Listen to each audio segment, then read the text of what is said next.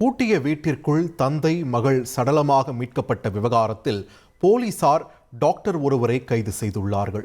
4 மாதங்களுக்கு பின் உண்மை அம்பலமானது எப்படி என்று இந்த தொகுப்பில் பார்க்கலாம்.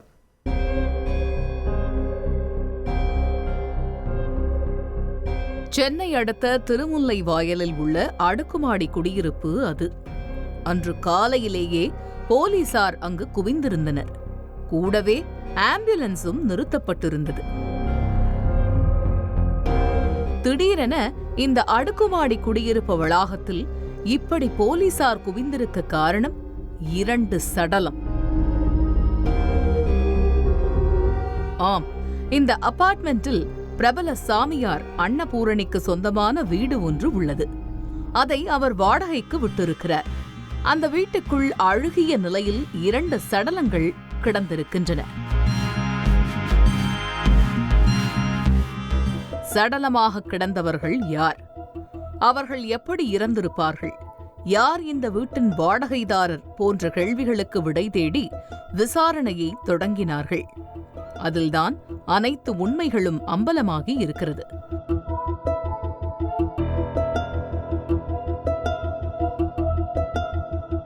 சடலமாக மீட்கப்பட்டவர்கள் சாமுவேலும் அவரது மகள் சிந்தியாவும். இவர்களது சொந்த ஊர் வேலூர். 78 வயதான சாமுவேலுக்கு சிறுநீரக பிரச்சனை இருந்திருக்கிறது. இதனால் அவர் சிகிச்சை பெற்று வந்திருக்கிறார். 37 வயதான சிந்தியா கணவனை பிரிந்தவர். கடந்த சில மாதங்களுக்கு முன்பு தந்தையும் மகளும் சிகிச்சைக்காக சென்னையில் உள்ள திருமுல்லைவாயலுக்கு கிளம்பி வந்திருக்கிறார்கள். அதன் பிறகு அவர்களை தொடர்பு கொள்ள முடியவில்லை.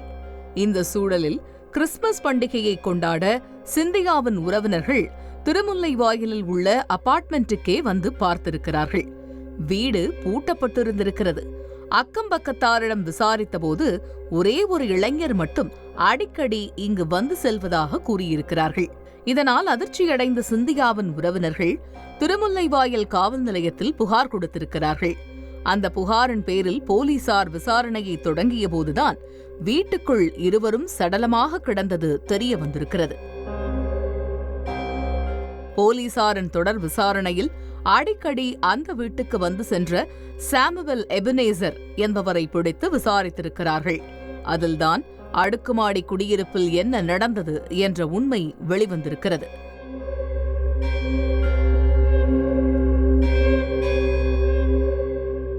சாமுவேல் எபனேசரின் சொந்த ஊர் காஞ்சிபுரம். 34 வயதாகிறது. சென்னை ஓஎம்ஆரில் உள்ள ஒரு மருத்துவமனையில் மருத்துவராக பணியாற்றி வந்திருக்கிறார். இவருக்கு சிந்தியாவோடு சமூக வலைதளம் மூலம் பழக்கம் ஏற்பட்டிருக்கிறது. அந்த பழக்கம் நாளடைவில் நெருக்கமாகி இருக்கிறது. சிந்தியா அடிக்கடி சென்னைக்கு வந்து எபனேசரை சந்தித்து சென்றிருக்கிறார். இருவரும் ஒரு கட்டத்தில் கணவன் மனைவியை போல வாழ்ந்ததாக சொல்லப்படுகிறது. இந்த சூழலில்தான் எபனேசர் டாக்டர் என்பதால் சிந்தியா உடல்நலம் சரியில்லாத தனது தந்தையை சென்னைக்கு அழைத்து வந்து ட்ரீட்மெண்ட் பார்த்து வந்திருக்கிறார். திருமுல்லைவாயலில் உள்ள வாடகை அபார்ட்மெண்டில் மூவரும் வசித்து வந்திருக்கிறார்கள். கடந்த செப்டம்பர் மாதம் சிந்தியாவின் தந்தை சாமுவேல் சிகிச்சை பலனின்றி இறந்து போயிருக்கிறார். சடலத்தை ஊருக்கு கொண்டு செல்வது தொடர்பாக சிந்தியாவுக்கும் எபனேசருக்கும் தகராறு வெடித்திருக்கிறது. அதோடு எபனேசர் வேலைக்காக வெளிநாட்டுக்கு செல்லவிருப்பதாகவும் கூற சிந்தியாவால் அதை ஏற்றுக்கொள்ள முடியவில்லை. வெளிநாட்டுக்கு செல்ல வேண்டாம் என தடுத்திருக்கிறார்.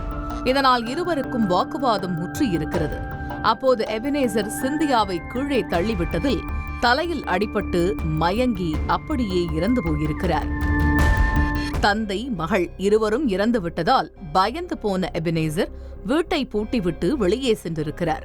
துர்நாற்றம் வீசி போலீசில் மாட்டிக்கொள்ளாமல் இருக்க வேண்டும் என்று அவ்வப்பொழுது அபார்ட்மெண்ட்டுக்கு வந்து கெமிக்கல்களை தூவி சடலத்தை பராமரித்து வந்திருக்கிறார். கிட்டத்தட்ட 4 மாதங்களாக துர்நாற்றம் வராமல் மெயின்டைன் செய்து வந்தவருக்கு என்றாவது ஒரு நாள் போலீசில் சிக்கிக்கொள்வோம் என்று தெரிந்திருக்கிறது. அதோடு எபனேசரின் தாய் ஒரு இருதய நோயாளி என்பதால் இந்த அதிர்ச்சி தகவலை அவர் தாங்கிக் கொள்வது சிரமம் என நினைத்திருக்கிறார். இதனால் தாமாக சென்று காவல் நிலையத்தில் சரணடைந்து விடலாம் என்று எண்ணிக்கொண்டிருந்த நேரத்தில்தான் சிந்தியாவின் உறவினர்கள் காவல் நிலையத்தில் புகார் அளிக்க அனைத்து உண்மைகளும் அம்பலமாகி இருக்கிறது.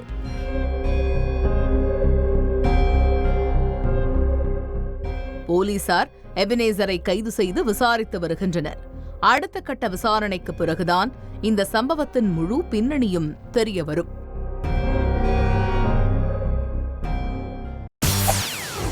செய்திகளை உடனுக்குடன் தெரிந்து கொள்ள உடனே சப்ஸ்கிரைப் பண்ணுங்க.